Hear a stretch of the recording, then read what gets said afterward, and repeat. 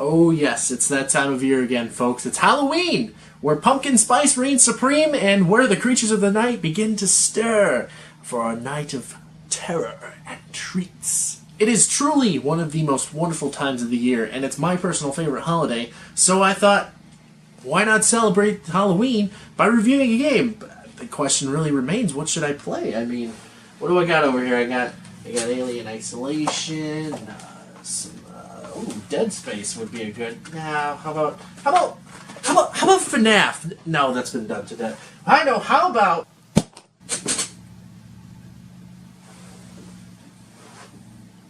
The fuck is that?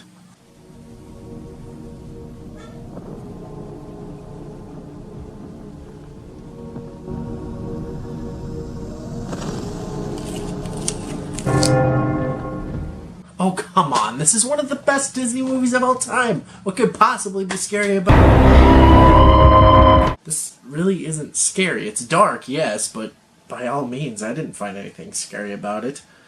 But I guess this is what I'm going to be doing for Halloween, so let's pop this bitch in.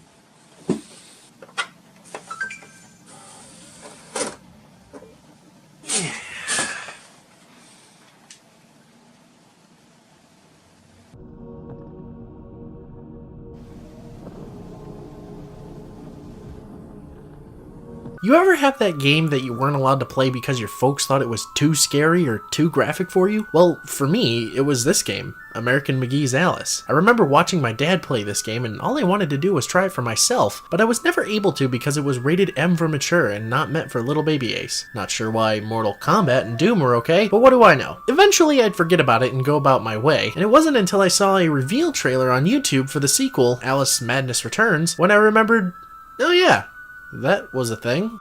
Now that I think about it, I haven't played the sequel either. I just recently got it, and from what I understand, they're both good games, just by looking at the cover, this isn't your Disney Alice. This is something darker, more twisted, more evil. Perfect for Halloween, if you ask me. So, let's start this puppy up and dive into the rabbit hole of madness that is American McGee's Alice. Spooky! American McGee's Alice was released on December 5th, 2000 for the PC and was later released alongside its sequel over a decade later as a free download for the Xbox 360, PS3, and PC. It was developed by Rogue Entertainment and published by EA, and is an unofficial sequel to the Alice novels written by Lewis Carroll. If Rogue Entertainment sounds familiar, it's because they developed expansions for id Software's Quake 2 and were responsible for the N64 port of Quake 2 as well. There were even plans to bring the game to the PS2, but for whatever reason it never saw the light of day. American McGee's... God, you know what? Look, I'm just gonna call the game Alice from now on. Alice, as I said earlier, was met with favorable reviews and critics praising it for its visuals, gameplay, and presentation. I'm gonna be looking at the copy that comes with Alice Madness Returns since it's honestly easier for me to record, and it gives me an excuse to try the sequel out, which I'll probably get to one day.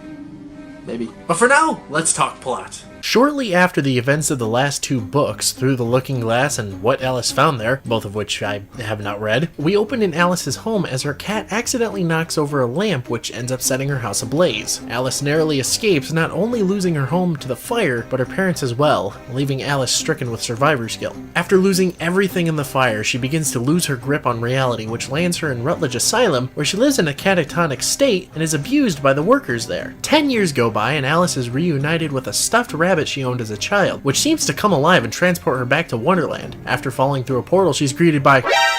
oh, fuck. Where she's greeted by the White Rabbit, who immediately hops off exclaiming that they're late and... holy shit! What happened to the Cheshire Cat? It looks like he's been starved, ran over, and then infected with super rabies. This really isn't Disney's Wonderland anymore. Alice comments on Cheshire's appearance with the cat snapping back at her. Alice asks what's become of Wonderland, with, of course, Cheshire being cryptic about the whole ordeal, but it's pretty obvious it's the Queen of Hearts doing. Alice then begins to follow Rabbit through the Village of the Doomed, a network of tunnels inhabited by the Torch Gnomes, and patrolled by the Queen's guards. It's here where Alice will pick up the Vorpal Blade to defend herself against the threats that now inhabit Wonderland. Soon after, Alice catches up to the White Rabbit, only to find him shrunken down to the size of an ant. In order to follow him, Alice enlists the help of the village elder to gather ingredients to create the shrinking mixture. But where are the ingredients, you may be asking? Why, in a school for mentally unstable children, of course! Makes total fucking sense. Yippee!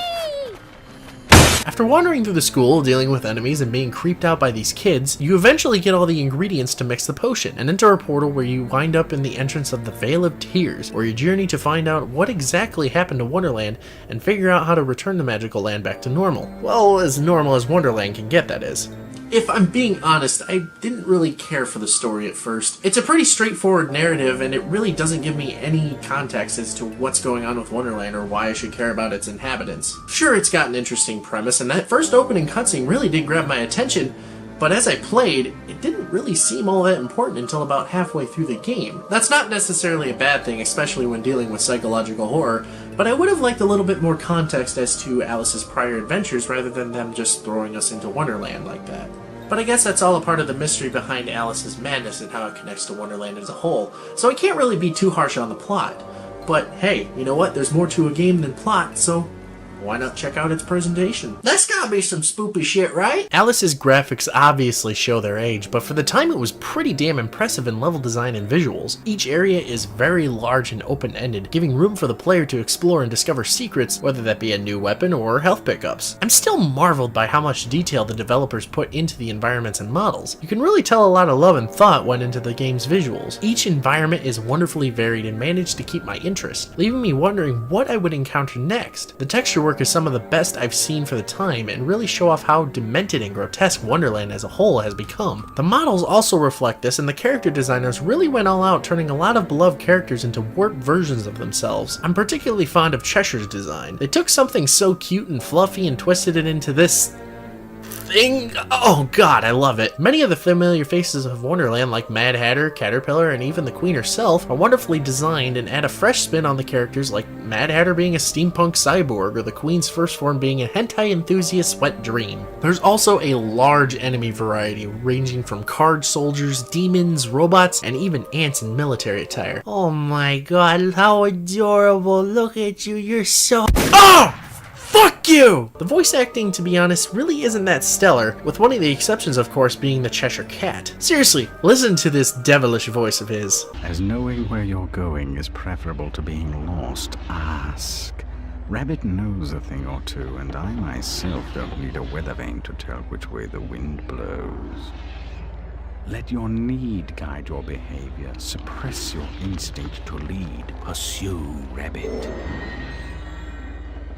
Oh, I love it. There were only a few characters who didn't really deliver their lines like I feel they should have. Alice's lines, for example, were delivered a bit dry in my opinion, but nothing trumps the Griffin. Recruit whatever allies you can, Alice. We'll need them all. I'll return with reinforcements. Take heart. I got nothing. The weakest point in regards for sound design is the music. Now, I'm not saying the music is bad by any means. It does a good job at setting the mood with the background ambience, often creating a creepy atmosphere, but I never really found any of the tracks particularly memorable, and honestly, the constant looping got on my nerves after a while. Now, that's not the fault of the developers by any means. The music does an incredible job of setting up the atmosphere, and I was legitimately creeped out by some moments, and I really do enjoy the tracks. It's just the problem is, I didn't find any of them memorable, and, well, they kind of get on your nerves after a while. Especially with the constant looping that just grates on you after a while. And unfortunately, that's not the only thing that I found irritating about Alice.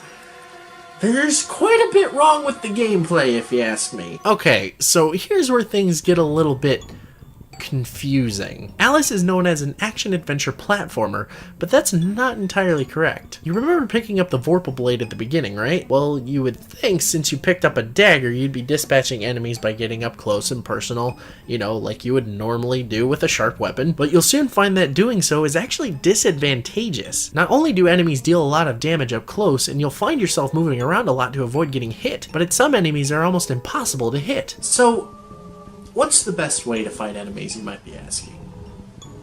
Well,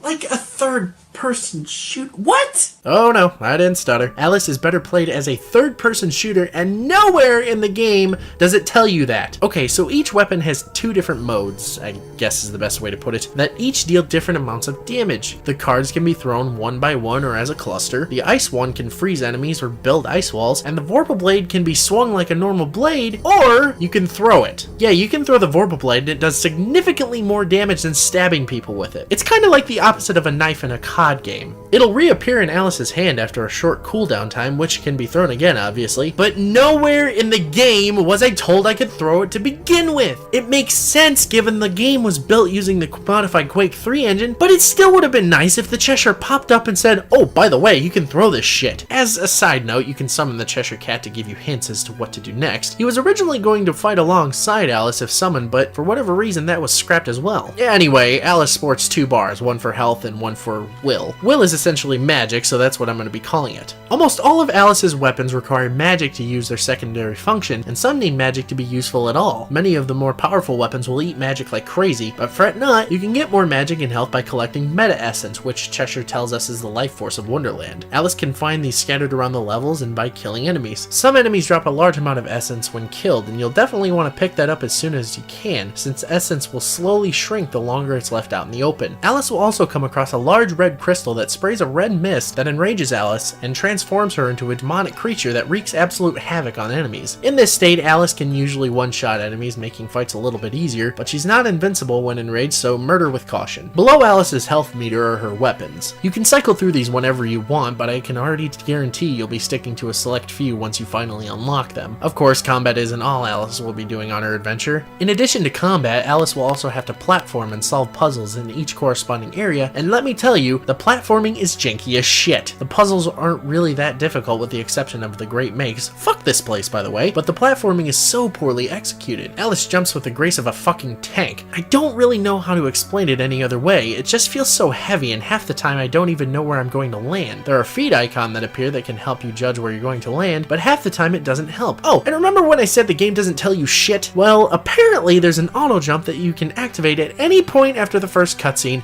and guess what? I never got a chance to use it because the game never told me I had it to begin with! I suppose I should mention that it's actually indicated by the feet icon that I mentioned earlier, but still, nowhere in the game tells me that this is a feature, and I don't know why! I suppose you could make the argument that, oh, you know what, you can figure it out for yourself by playing the fucking game, but no! No, I say no! It's not okay! Oh my god, this game is making me go fucking mad! I don't understand why developers feel the need to hide features in their game! What, do you think it's gonna make it easy? No, it's gonna benefit me in every way possible! And before you all say, Ace, just look in the manual, dude, calm down. Well, first off, I don't have a manual. And second off, why do I need to look into a manual when the game should be able to tell me in the first place? Maybe it's because I'm using a controller instead of a mouse and keyboard, but I'm not entirely sure about that. Alice can also climb ropes and ledges, and by god, getting up from a ledge takes for fucking ever. It sucks even worse when you have enemies attacking you from across the screen and you can't do anything to defend yourself. Okay, so the game honestly controls like ass. But is there anything redeeming about this besides the presentation and some bits of the story? Well, if you ask me, not really. Sure, with time I got used to the controls and I ended up playing through the game just fine with a few minor hiccups here and there, but if it's not the controls that'll turn you away, it might be the difficulty starting out. Alice has a steep learning curve and can be unforgiving at times. Towards the beginning of my playthrough, I felt ill-equipped to face everything in my way. It wasn't until I started to get more powerful weapons when my adventure got easier. Now I get it, the better weapons you get, the easier time you'll have, but aren't enemies supposed to get stronger too? I noticed the further I got in the game, the enemies didn't get much stronger. Sure, some were rocking different forms of attacks, but my journey got noticeably easier. I thought since I had gotten even more powerful weapons, enemies were going to become stronger or take more damage, but